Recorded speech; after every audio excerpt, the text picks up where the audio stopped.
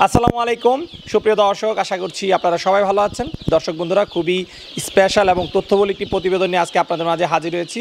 তাই আমি আজকে আপনাদেরকে অনুরোধ করব ভিডিওটি না টেনে শুরু থেকে শেষ পর্যন্ত দেখার জন্য। আপনারা অনেক উপকৃত হবেন। এই মুহূর্তে আমরা রয়েছি নরসিংদী জেলার শিবপুর থানার সাদারচর ইউনিয়নের সৈদরখোলা গ্রামে। আজকে আমরা রয়েছি তারেক ভাইয়ের দেশি মুরগির খামারে।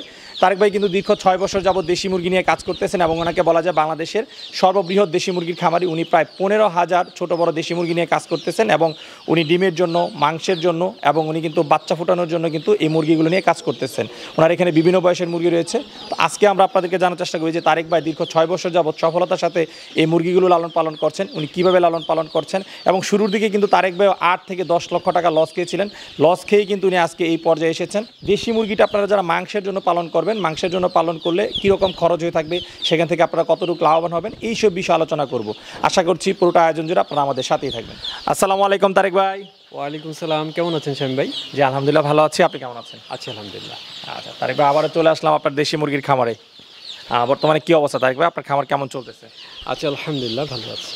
আচ্ছা, তো ভাই অনেক বাচ্চা দেখতে পাচ্ছি এবং বিভিন্ন বয়সের মুরগি দেখতে পাচ্ছি। তো ছোট বড় মিলে সব মিলে কতগুলো বর্তমানে দেশি মুরগি রয়েছে? এখানে তো ধরেন যে এটা হচ্ছে এই শেডে এই মুহূর্তে 3,500-এর মতো আছে। বাকি আমাদের সব মিলিয়ে সব শেড মিলিয়ে মোটামুটি 15-20 হাজার মুরগি থাকে। দেশি মুরগি? দেশি মুরগি এখানে বিভিন্ন ধরন আছে। আপনার একদিনের বাচ্চা থাকে, 1 মাসের বাচ্চা থাকে, প্যারেন্টস আছে, রেডি প্যারেন্টস আছে যেটা 1 মাস পরে ডিম পারবে, ওই মুরগিটা আমরা বিক্রি করে থাকি। আবার হচ্ছে আমরা ঢাকায় মাংসের মুরগিটা হোম ডেলিভারি করি, সেই মুরগিগুলি থাকে। তো সব মিলিয়ে তো এরকম হয়ে যায়, আরও বেশিও হয় যখন অর্ডার থাকে। আপনার 1 মাসের বাচ্চা আমরা প্রতি মাসে 10,000-এর মতো রেডি করি, একদিনের বাচ্চা 15-20 হাজার রেডি করি। সব যখন একসাথে থাকে তখন তো অনেক বেশিই হয়ে যায়। বাট কন্টিনিউ সব মিলিয়ে 10, 12, 15 এরকম অলওয়েজ থাকে। আচ্ছা, মানে 10,000 প্লাস সবসময় থাকে সব সেট মিলিয়ে। আচ্ছা, তো তারেক ভাই, এই যে আপনি বাচ্চা বিক্রি করতেছেন বিভিন্ন বয়সে, সেটা ঠিক আছে, বাট মাংসের মুরগি আপনি প্রতি মাসে কী পরিমাণ তৈরি করতেছেন? মাংসের মুরগিটা আমাদের হচ্ছে, এটা আমাদের নির্দিষ্ট কিছু ক্লায়েন্ট আছে। যেমন আমরা ঢাকায় বসুন্ধরা রেসিডেন্সিয়াল এরিয়া, মোহাম্মদপুর, তারপর হচ্ছে ধানমন্ডি, গুলশান, আরও অনেক জায়গায় ঢাকায় আমরা হোম ডেলিভারি করি। আমাদের ওই ক্লায়েন্টগুলি ফিক্সড, হ্যাঁ। তো ওইখানের যে চাহিদাটা, ওই চাহিদা অনুযায়ী আমরা রেডি করি, আর বেশি যে রেডি করবো এরকম না। আচ্ছা, এই যে দেশি মুরগিটা আপনি ক্লায়েন্টের চাহিদা অনুযায়ী রেডি করতেছেন, এটা কতদিনের প্রজেক্ট আপনাদের? এইটা হচ্ছে আমরা প্রায় 2-3 বছর ধরে এটা করতেছি। কতদিন পালন করে আপনারা বাজারজাত করেন? এটা 105 দিন। 105 দিন, কারণ হচ্ছে 3.5 মাস। 3.5 মাস। 3.5 মাসে মুরগিগুলোর ওজন কতটুকু এসে থাকে? 3.5 মাসে মুরগির ওজনটা আসে আপনার 800 থেকে 850 গ্রাম অ্যাভারেজে। 800 থেকে 850 গ্রাম, যেটা দেখা যায় সোনালিটা 2 মাসেই এই ওজনটা চলে আসে। তাহলে সেখানে এটা দেশিটা একটু বেশি সময় লাগছে। হ্যাঁ, দেশি মুরগিটা আপনার পরিপক্কতা আসার জন্যে আপনার 3.5 মাস রাখতে হয়। বাকি ওজনটা তখনই এই পরিমাণ আসবে যখন মুরগিটা শুরু থেকে শেষ পর্যন্ত সুস্থভাবে থাকবে, আপনার তো আসবে না। আচ্ছা, তো তারেক ভাই, আপনার কাছ থেকে জানতে চাই, এই যে আপনি 3.5 মাসে মাংসের জন্য পালন করে বিক্রি করতেছেন বা বাচ্চারা নিয়ে কাজ করতেছেন, সেটা ভিন্ন হিসাব। তো অনেকেই কিন্তু আমরা দেখি যে তারা বলে থাকে যে দেশি মুরগি মাংসের জন্য পালন করে আসলে লস হয়, কিছুদিন পালন করে তারা খামার বন্ধ করে দেয়। বাট আলহামদুলিল্লাহ আপনি কিন্তু দীর্ঘ 6 বছর যাবৎ এই দেশি মুরগিটা নিয়ে কাজ করতেছেন এবং ব্যাপক আকারে করতেছেন। বলা যায় বাংলাদেশের সর্ববৃহৎ খামার হচ্ছে আপনার এই দেশি মুরগির খামার। তো আপনার সফলতার মূল মন্ত্রটা কি, এবং যারা আসলে লস খাচ্ছে বা খামার বন্ধ করে দিচ্ছে তাদের ব্যর্থতার কারণগুলো আসলে আপনি কী মনে করছেন? আলহামদুলিল্লাহ, আসলে খুবই সুন্দর একটা প্রশ্ন। আমার মনে হয় এই প্রশ্নের উত্তরটা পেয়ে গেলে অনেকে উপকৃত হবে।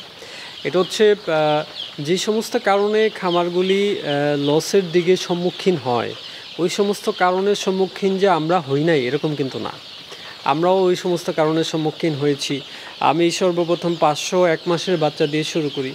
তো শুরু করার পরে প্রথম 1-1.5 বছর এরকম অনেকবার হয়েছে যে আমার খামারকে বন্ধ করে ফেলতে হবে, আর পসিবল না। অনেকবার এরকম হয়েছে যে আমার কমপক্ষে কয়েকবার যে আমার মুরগির রানীক্ষেত হয়ে গেছে, মুরগি বিক্রি করতে পারি না, মুরগির লোম টুম সব চলে গেছে, এরকম অনেক ইস্যুস আসছে। তো এইটার মূল কারণ হচ্ছে আমি এই খামারটা শুরু করার আগে কোনো প্রকার ট্রেনিং করিনি, কোনো ধরনের অভিজ্ঞতা অর্জন না করে শুধু আবেগের বসে আমি এটাকে শুরু করে দিছি। মোটামুটি অনেক টাকা ইনভেস্ট করে ফেলছিলাম প্রথমেই।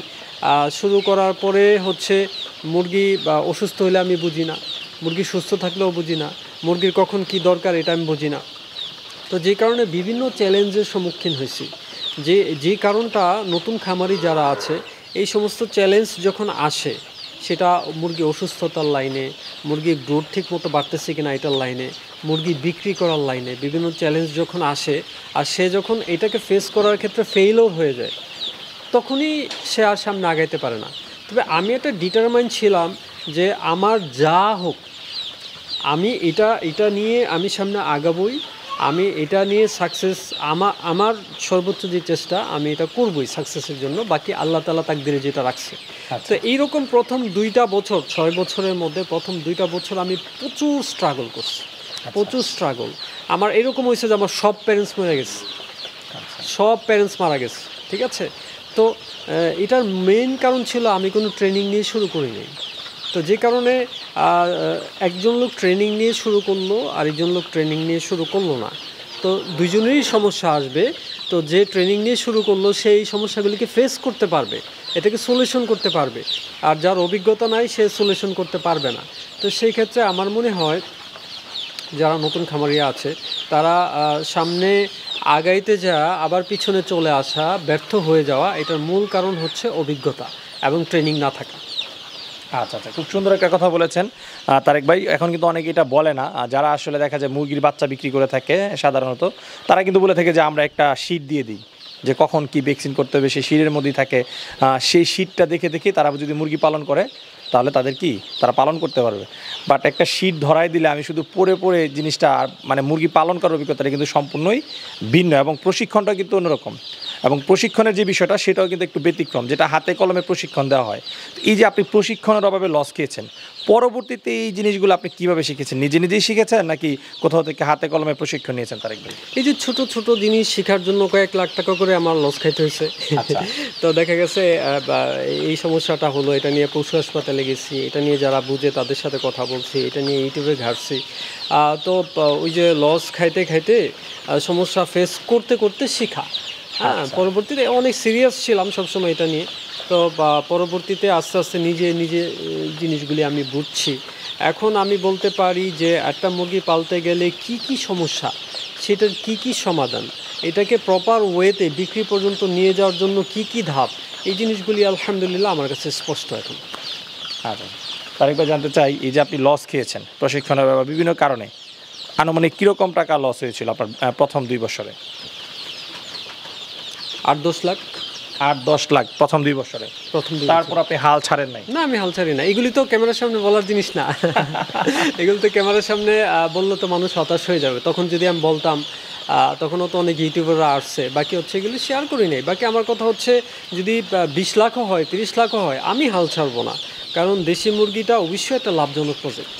হ্যাঁ, যদি এটাকে প্রপারভাবে পালা যায়। আপনি দেখেন যে একটা দেশি মুরগি আপনার 105 দিনে প্রায় 160 থেকে 180 টাকার মতো খাবার খায়। আচ্ছা, হ্যাঁ, মুরগিটাকে আপনার ওই যে মেনটেনেন্স সহ, আপনার হচ্ছে মেডিসিন সহ, ভ্যাকসিনেশন সহ, বাকি আরও 70 থেকে 80 টাকা লাগে মুরগিটাকে রেডি করতে, বাচ্চা সহ। তো 200-250 টাকা দিয়ে আমি একটা দেশি মুরগি রেডি করতে পারতেছি, এভরিথিং, সব 105 দিন পর্যন্ত। 105 দিন পর্যন্ত। বাকি মুরগিটাকে আপনার 400 থেকে শুরু করে 550-600 টাকা পর্যন্ত বিক্রি করা যায়।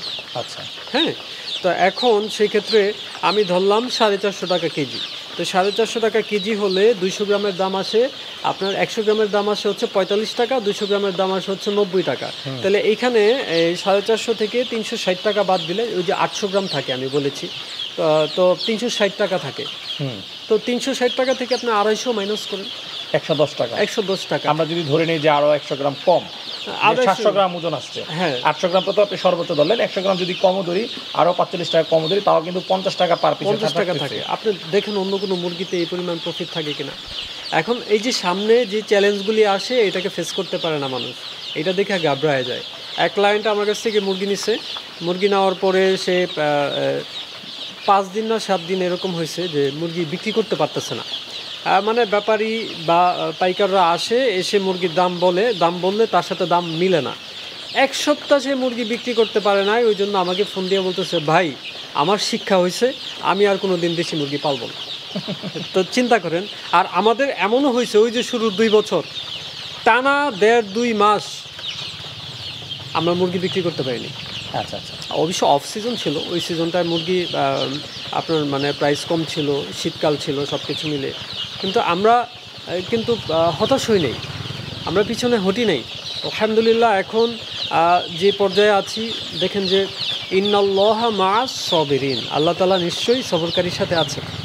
তা আল্লাহ তাআলা এখন ভালো পর্যায়ে নিয়ে আসছে, সামনে আরও নেবে।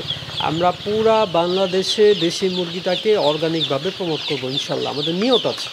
আচ্ছা, তো তার এই যে 105 দিন পর্যন্ত আপনারা মুরগিটা লালন পালন করতেছেন মাংসের জন্য, এই 105 দিনের মধ্যে দেশি মুরগিকে কয়টা ভ্যাকসিন করতে হয়? 105 দিনের মধ্যে ভ্যাকসিনেশন আছে আপনার, বিসিআরডিবি আছে, গাম্বুরা আছে, আবার বিসিআরডিবি আছে, ফাউল পক্স আছে, ক্রিমির ডোজ আছে, ক্রিমির ডোজের পরে লিভার টনিক আছে, ঠান্ডার ডোজ আছে, আবার আরডিবি ভ্যাকসিন আছে। এরপরে প্রতি 2 মাস পরে পরে আরডিবি ভ্যাকসিন আছে। এর মধ্যে আরও অনেক ভ্যাকসিন আছে, এগুলো দেশি মুরগির জন্য প্রযোজ্য না। বাকি কেউ যদি দিতে বলে দেওয়া যাবে, কিন্তু আসলে আননেসেসারি। পর্যাপ্ত পরিমাণে মাংসের জন্য পালন করলে অনেক ভ্যাকসিন করতে হয়। না, মাংসের জন্য পারলে হচ্ছে আপনার ওই যে প্রথম 2টা রানীক্ষেত, গাম্বুরা, ফাউল পক্স, ক্রিমির ডোজ, ঠান্ডার ডোজ, আর হচ্ছে আরডিবি, ব্যাস। এই 3-4টা করলেই মাংসের জন্য এনাফ। আচ্ছা, ব্রুডিংটা কতদিন করে নেওয়া উচিত? বোর্ডিংটা এটা depends on winter or summer. এখানে যদি সামার হয় সেক্ষেত্রে 8-10 দিন করলেই যথেষ্ট। আর যদি উইন্টার হয় সেক্ষেত্রে 20 থেকে 25 দিনও করা লাগে। 20 থেকে 25 দিন উইন্টার হলে। খাবার দাবারটা কীভাবে দিচ্ছেন আপনি? খাবারটা হচ্ছে শুরুর দিকে কিছুটা ফিড দিতে হয়। শুরুর দিকে কিছু মা তো নাই, বাচ্চার সাথে মা নাই, সেক্ষেত্রে ভিটামিনের যে লেগিংসটা এটা তো পুরা হওয়া কঠিন। শুরুর দিকে কিছুটা ফিড দিতে হয়, আস্তে আস্তে সেটার সাথে খুদ, ভুট্টা ভাঙা, গম, ধান, এই সমস্ত খাবার, ঘাস, পেঁপে পাতা, আরও অনেক কিছু, সজনে পাতা, এগুলো আস্তে আস্তে দিয়ে খাবারের চাহিদা পুরা করতে হয়। তারেক ভাই, আমরা তো জানি যে দেশি মুরগি বছরে ডিম দিয়ে থাকে খুবই কম। এই যে আপনারা বাণিজ্যিকভাবে পালন করতেছেন, সেই ক্ষেত্রে আপনারা মুরগির কাছ থেকে ডিমটা কীভাবে নিচ্ছেন, বা এরকম কোনো পদ্ধতি রয়েছে কিনা যেভাবে পালন করলে আসলে অধিক সংখ্যক ডিম পাওয়া যাবে আসলে মুরগির কাছ থেকে? খুবই সুন্দর একটা প্রশ্ন। আসলে দেখেন যে দেশি মুরগি কোচা হয়ে যায়, আমরা জানি। হ্যাঁ, তো বেশিরভাগ ক্ষেত্রে যে জিনিসটা করে মানুষ, কোচা হয়ে গেলে এটাকে ফোকাস করে না। একটা মুরগি কোচা হয়ে গেলে সেটাকে কোচা ভেঙে দিলে 7 দিন পরেই সে 4 থেকে 5 দিনে কোচা ভেঙে যাবে, পরবর্তী 5-7 দিন পরে সে আবার ডিমের জন্য রেডি হয়ে যায়। আর যদি তার কোচাটা না ভাঙা হয়, সে 1 মাসও বসে থাকবে। আচ্ছা, এইভাবেই বসে থাকবে, মানে খাবে না, দাবে না, মানে তার হেলথ কন্ডিশন খারাপ হইতে থাকবে। মানে এই মুরগিটাকে যদি 1 মাস কোচাতে বসে থাকতে দেওয়া হয়, যে প্রথমত তো তার ডিমের পার্সেন্টেজ খারাপ আসবে, তা তো অবশ্যই, বাকি সে আনহেলদিও হয়ে যাবে। এক, আর দ্বিতীয়ত হচ্ছে মুরগিগুলি যখন ডিম পারে, ডিমের সাথে প্রচুর পরিমাণ ক্যালসিয়াম সহ অনেক ভিটামিন ডিমের মধ্যে চলে আসে, তখন সে অনেক জীর্ণ শীর্ণ হয়ে যায়। ওই জীর্ণ শীর্ণ হয়ে যাওয়ার কারণে তার জন্য যে প্রপার যে ভিটামিনগুলি আছে সেটা যদি তাকে ইনস্টল না করা হয়, সেক্ষেত্রে কোচা না ভাঙা আর প্রপার ভিটামিনগুলি ইনস্টল না করা, আরও কিছু বাইব আছে, এগুলি বুঝতে হবে। এগুলি না বুঝতে পারলে পার্সেন্টেজটা কমে যায় ডিমের। মুরগির কোচাটা ভাঙান কীভাবে আপনারা? মুরগির কোচা ভাঙানোর ওয়ে হচ্ছে আলাদা একটা জোন তৈরি করতে হবে, ওই জোনে মুরগিগুলিকে রাখতে হবে, মুরগি রেখে মুরগির সাথে পর্যাপ্ত মুরগ দিতে হবে। মুরগিগুলি যখনই কোচা বসবে, মুরগগুলি তাকে ডিস্টার্ব করবে, ডিস্টার্ব করতে করতে মোটামুটি 4-5 দিনে কোচা ভেঙে যাবে। আচ্ছা আচ্ছা, ঠিক আছে। তো তাই আপনি তো বিভিন্ন বয়সের মুরগি নিয়ে কাজ করতেছেন, দেশি মুরগি। আমরা তো মুরগি নিয়ে আলোচনা করলাম, লালন পালন সম্পর্কে দর্শকরা জানলো। অনেক দর্শক কিন্তু আমাদের কাছে ফোন দিয়ে, বাংলাদেশে কিন্তু আসলে বর্তমানে ওইরকম অ্যাভেলেবেল নাই, দেশি মুরগির বাচ্চাটা খুবই কম তারা পাচ্ছে, যে কারণে কিন্তু তারা ভালো মানের একদম পিওর বাচ্চাটা চায়। অনেক কিন্তু দেশি মুরগির বাচ্চা কিনে প্রতারিত হয়ে থাকে। তো আপনি যেহেতু কাজ করতেছেন বিশাল আকারে, আপনার কাছে বিভিন্ন বয়সেরই বাচ্চা রয়েছে, এই যে বাচ্চাগুলো আপনারা বিক্রি করতেছেন, এর পদ্ধতি কী বা কেমন কী দাম আসে বিষয়? সুন্দর প্রশ্ন। এটা হচ্ছে অনেকে দেখবেন খামারই নেই। আমি স্পেসিফিক কাউকে মিন করতেছি না, আল্লাহ তাআলা সবার ব্যবসায় বরকত দান করুক। বাকি হচ্ছে অনেক সময় এরকম হয় খামারই নাই, বাকি বাচ্চা বিক্রি করতেছে। হ্যাঁ, তো ওইখানে বাচ্চা বিক্রি তো খুব কম দামে। আমাকে অনেক ক্লায়েন্ট ফোন দেয় যে ভাই ওইখানে তো এত কম দামে বিক্রি করতেছে, আপনি বেশি বলতেছেন কেন? ঠিক আছে, কিন্তু বাচ্চাটা নেওয়ার পরে বুঝবে যে উনি কিনে আসছে। যখন বিক্রির সময় হবে তখন বুঝবে যে কী একটা অবস্থা। তো ওই জন্য পিউরিটি মেনটেন করতে গেলে, পিওর যে দেশি মুরগি যেটা আমরা মেনটেন করার চেষ্টা করি, সেটাকে মেনটেন করতে গেলে কিন্তু অনেকগুলি প্রসিডিওর আছে। খরচটা অনেক বেশি। আমি পিওর মুরগি যেটা দেশি মুরগি এটা মেনটেন করতে গেলে আমার খরচ 10 গুণ বেশি হবে, যার পিউরিটি যে মেনটেন করে না তার চেয়ে 10 গুণ খরচ বেশি হবে। প্লাস প্যারেন্টস মেনটেন করা, সেখান থেকে পুরা জিনিসটাকে একটা পর্যায়ে নিয়ে আসা, আর শুধু ডিমকে কিনাই না এটাকে হ্যাচিংয়ে দিয়ে বিক্রি করা, দুইটা অনেক পার্থক্য। আচ্ছা আচ্ছা। তো ওই জন্য হচ্ছে আমরা এটা করতেছি হচ্ছে আপনার একদিনের বাচ্চা, 1 মাসের বাচ্চা যেগুলি হ্যাচ হচ্ছে ওই হ্যাচ অনুযায়ী আমরা পিউরিটি সর্বোচ্চভাবে মেনটেন করার চেষ্টা করতেছি। আচ্ছা আচ্ছা। দর্শক বন্ধুরা, আমি আপনাদেরকে একটু বলতে চাই, তারেক ভাই যে জিনিসটা বললো যে আসলে আপনারা অনেকেই কিন্তু অনলাইনে দেখেন যে কম দামে বাচ্চা দিচ্ছে, সেটা শুধু দেশি মুরগির বাচ্চা না, অনলাইনে কখনোই কোনো জিনিস কম দামে আপনারা কিনতে যাবেন না। আর যারা এই ভিডিও দেখে মূলত কিনবেন, আপনারা দয়া করে যখন মোবাইলে কথা বলবেন অবশ্যই আপনারা হোয়াটসঅ্যাপে বা ইমোতে আপনারা একটু ভিডিও কলে দেখে নেবেন যে আসলে যেই খামারির ভিডিওটা আপনি দেখেছিলেন সেই খামারি উনি কিনা, তারপরে আপনারা টাকাটা লেনদেন করবেন। কারণ ইদানিং এক শ্রেণীর অসাধু চক্র আমাদের ভিডিওগুলো ডাউনলোড করে তারা পেজ খুলে তারা বুস্ট করে এই ভিডিওগুলো কিন্তু আপলোড করছে এবং সেখানে কিন্তু একেবারেই কম দামে তারা এই জিনিসগুলো বিক্রি করতেছে এবং আপনারা কিন্তু সেই ফাঁদে পা দিচ্ছেন এবং টাকা দিয়ে অনেকে প্রতারিত হচ্ছেন। তো আমি আপনাদেরকে রিকোয়েস্ট করবো আপনারা এই ক্ষেত্রে সতর্ক থাকবেন এবং যথাসম্ভব চেষ্টা করবেন যে খামার ভিজিট করে আপনারা খামার দেখে খামারিদের সাথে এসে সরাসরি কথা বলবেন। সরাসরি কথা বললে কিন্তু আপনি মোবাইলে কথা বলা হচ্ছে এক জিনিস, আর সরাসরি এসে আধা ঘন্টা 1 ঘন্টা কথা বলা হচ্ছে অন্য আরেকটা জিনিস। এখানে কিন্তু আপনাদের যে অভিজ্ঞতা হবে সেটা কিন্তু আপনারা মোবাইল ফোনে কথা বলে পাবেন না। তো তারেক ভাই, খামার নিয়ে আপনার ভবিষ্যৎ কী পরিকল্পনা রয়েছে? খামার নিয়ে ভবিষ্যৎ পরিকল্পনা এখন যে পর্যায়ে আছে সেটাকে ধরে রাখা, আর দ্বিতীয়ত হচ্ছে এটাকে আস্তে আস্তে আরও সামনের দিকে আগায় নিয়ে যাওয়া। বিশেষ করে ঢাকায় প্রচুর চাহিদা, আমরা চাহিদা অনুযায়ী মুরগিটা অনেক সময় দিতে পারি না, কারণ আমরা তো শুধু মাংসের মুরগিটা নিয়ে কাজ করি না, 1 মাসের বাচ্চা আছে, 1 দিনের বাচ্চা আছে, ডিমের মুরগি আছে। এটার পরিসরটা আরও অনেক বাড়ানো, এটা একটা পরিকল্পনা। আর আরেকটা ব্যাপার হচ্ছে যে আমরা শুরুতে যে সমস্ত জিনিস নিয়ে সারভাইভ করেছি ওই সারভাইভটা যেন নতুন যারা ক্লায়েন্টরা আছে যারা শুরু করতে চায়, আমি ইমোশনটা বুঝি। যখন একটা মানুষ দেশি মুরগি নিয়ে কাজ করতে চায় ওদের ইমোশনটা বুঝি, যে কতটা স্বপ্ন নিয়ে, কতটা দিলের মধ্যে একটা ড্রিম নিয়ে তারা জিনিসটাকে শুরু করে, পরবর্তীতে যখন হুজুট খায় খুব কষ্ট পায়। হ্যাঁ, তো ওই জন্য আজকে প্রায় 7-8 মাস ধরেই মানুষ আমাকে প্রচুর নক করতেছে যে ভাই দেশি মুরগির ট্রেনিং করান। তো আসলে ওই ফিজিক্যালি একজন চট্টগ্রাম থেকে আরেকজন সিলেট থেকে এখানে আইনা ফিজিক্যালি ট্রেনিং করানো সম্ভব না, ওই জন্য আমি এটাকে গুরুত্ব দিতাম না। আচ্ছা ঠিক আছে, যদি হয় আপনাদেরকে জানাবো, এরকম বলতাম। বাকি পরে চিন্তা করে দেখলাম যে আরে আমি তো ভার্চুয়ালভাবে ট্রেনিং করতে পারি, আমি হোয়াটসঅ্যাপে ট্রেনিং যেটা আছে এটা আমি করাইলাম, এটা তো কোনো ব্যাপার না, বাকি ওরাও উপকৃত হলো। তো এরপর থেকে হচ্ছে আমরা হোয়াটসঅ্যাপে ভিডিও কলের মাধ্যমে গ্রুপ ওয়াইজ আমরা ট্রেনিংটা শুরু করেছি। বাকি কেউ যদি দেশি মুরগির ব্যাপারে ট্রেনিং করার জন্য আগ্রহী থাকে সেক্ষেত্রে আপনারা যুব উন্নয়ন থেকে ট্রেনিং করতে পারেন, অথবা অন্য যে সমস্ত জায়গা আছে ট্রেনিং করতে পারেন। বাকি আমাদের কাছ থেকে করতে চাইলে আমরাও করাতে পারবো ইনশাল্লাহ, সেক্ষেত্রে আমাদের সাথে যোগাযোগ করতে পারবেন। তবে আমার প্রশ্ন হচ্ছে দেশি মুরগি নিয়ে আপনি যদি 100 বাচ্চা নিয়েও কাজ করেন, আপনি জিনিসটা আগে বুঝেন, এটার সুবিধা অসুবিধা, এটার সাকসেস, এটার প্রবলেমস কী, এটাকে বুঝেন, বুঝে দেন আপনি শুরু করেন। ওই জন্য আপনি যখনই দেশি মুরগি নিয়ে কাজ করেন এটা আপনার সিদ্ধান্ত, বাকি একটা ট্রেনিং করে রাখেন, এটা আমার একটা রিকোয়েস্ট। ঠিক আছে, আচ্ছা তারেক ভাই, কথা বলে খুবই ভালো লাগলো। আপনার ফার্মের ভবিষ্যৎ সফলতা কামনা করে বিদায় নিচ্ছি, ভালো থাকবেন। আসসালামু আলাইকুম। দর্শক বন্ধুরা, আমরা এখন কথা বলবো একজন ক্রেতা ভাইয়ের সাথে, যিনি সুদূর কুমিল্লা থেকে এসেছেন তারেক ভাইয়ের এখানে দেশি মুরগির বাচ্চা ক্রয়ের জন্য।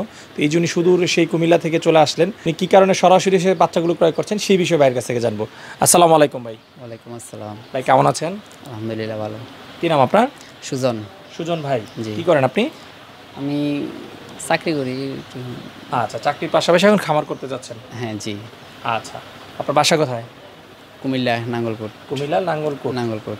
আচ্ছা, দেশি মুরগি দিয়ে শুরু করতেছেন? জি। আচ্ছা, তো সুজন ভাই, এই যে আপনি কুমিল্লা নাঙ্গলকোট থেকে নরসিংদী চলে আসছেন এত দূরে, এসে আপনি বাচ্চাগুলো দেখে শুনে আপনি ক্রয় করে নিয়ে যাচ্ছেন, এর কারণটা কি?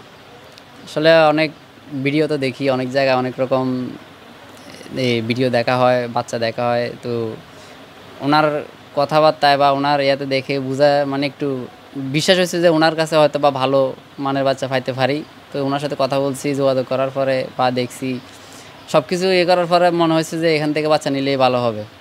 আচ্ছা। তো এই জন্যই আসলাম আর কি। আচ্ছা, এই যে আপনার কাছে মনে হয়েছে যে ওনার কাছ থেকে নিলে ভালো হবে, আপনি আসছেন এসে যা দেখলেন যে ওনার খামার বা বাচ্চা প্যারেন্টস, যেটা মনে হয়েছে সেটা কি পেয়েছেন? জি, পেয়েছেন। বেশ। আচ্ছা আচ্ছা, দর্শকদের উদ্দেশ্যে কিছু বলতে চান যে যারা এরকম বাচ্চা সংগ্রহ করবে তারা কি সরাসরি এসে সংগ্রহ করবে না অনলাইনে সংগ্রহ করাটাই ভালো, কোনটা?